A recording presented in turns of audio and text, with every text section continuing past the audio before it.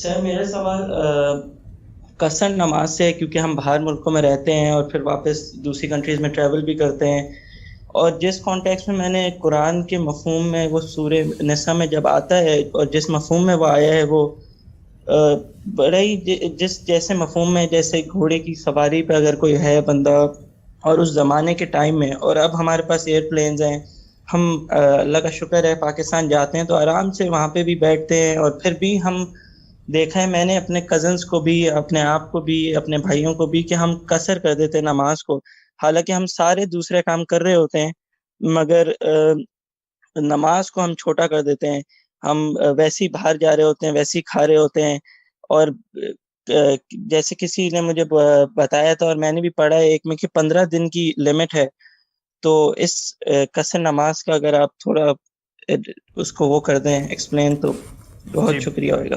شکریہ تیمور۔ یہ اللہ کی دی ہوئی ایک رخصت ہے، اور عبادات کے معاملے میں اللہ تعالیٰ نے قرآن مجید میں یہ بات واضح کر دی ہے کہ وہ اپنی بندگی اور عبادت کے مراسم میں سختی یا مشقت پسند نہیں کرتا۔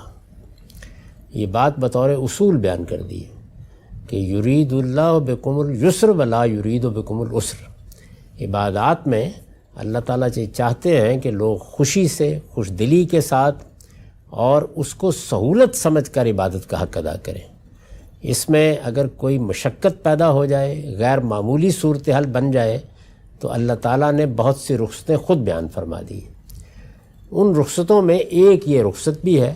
کہ اگر کسی وقت ایسی صورت پیدا ہو جاتی ہے کہ اطمینان کے ساتھ نماز پڑھنا ممکن نہیں ہوتا، کوئی آپا دھاپی اور افراتفری کی صورت ہے جو خاص طور پر جنگوں کے موقع پر پیدا ہو جاتی تھی،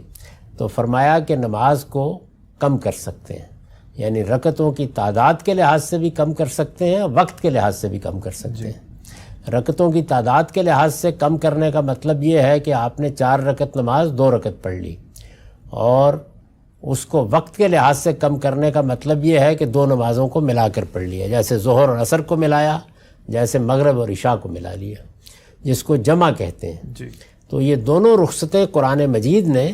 جنگ کی آپا داپی کے ذیل میں دی ہیں، دونوں رخصتیں، اور خود قرآن نے بیان کیا اس کو۔ اس کے بعد رسالت بآب صلی اللہ علیہ وسلم نے جو سفر میں ایک آپا دھاپی افراتفری کی صورت پیدا ہو جاتی ہے،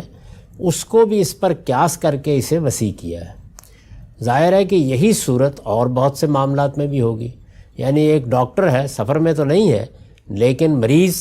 آپریشن تھیٹر پر ہے، ایمرجنسی میں کسی کو دیکھنا ہے، کہیں پہنچنا ہے، تو کوئی افراتفری آپا دھاپی کی صورت جب پیدا ہو جائے تو اللہ تعالیٰ نے رخصت دی ہے کہ قصر کر سکتے ہیں۔ اب یہ فیصلہ کرنا کہ وہ کیا صورت پیدا ہو گئی ہے، یہ اصل میں آدمی کو خود ہی کرنا ہے۔ یعنی ایسا نہیں کہ اس کے لیے اللہ تعالیٰ آسمان سے اتریں گے یا پیغمبر بتائیں گے کہ اس وقت یہ ایمرجنسی ہو گئی ہے۔ اس کی بہت سی صورتیں واضح ہیں، بعض جگہوں پر انسان کو کچھ اشتباہ بھی پیش آ جاتا ہے، اور اس میں بھی یہی فرمایا گیا ہے کہ اجتہاد کرو اور اپنے طریقے سے طے کر لو۔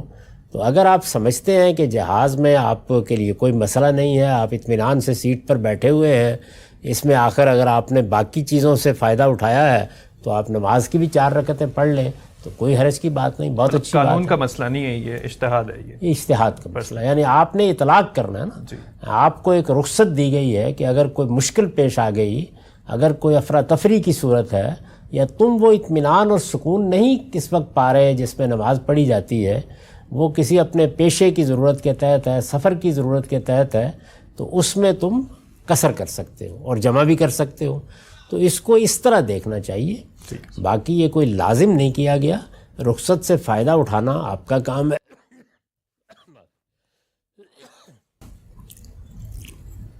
ٹھیک ہے سر، میں خود یہی کرتا ہوں کہ یہ دیکھ لیتا ہوں کہ صورتحال کیا ہے، بعض موقعوں پر بلکہ زیادہ اطمینان سے سفر میں نماز پڑھتا ہے آدمی تو پوری پڑھتا ہوں، اور اگر اس طرح کی کوئی صورتحال پیدا ہو جائے تو ظاہر ہے کہ اللہ کی دی ہوئی رخصت ہے، اس سے فائدہ اٹھاتا ہوں۔ تو اس کا فیصلہ آپ کیجئے۔ اب آپ پوچھیں گے کہ جی ہو سکتا ہے ہم غلطی کر جائیں، کوئی حرج کی بات نہیں، جب آپ نیک نیتی سے غلطی بھی کرتے ہیں تو اللہ اس کا بھی اجر دیتا ہے۔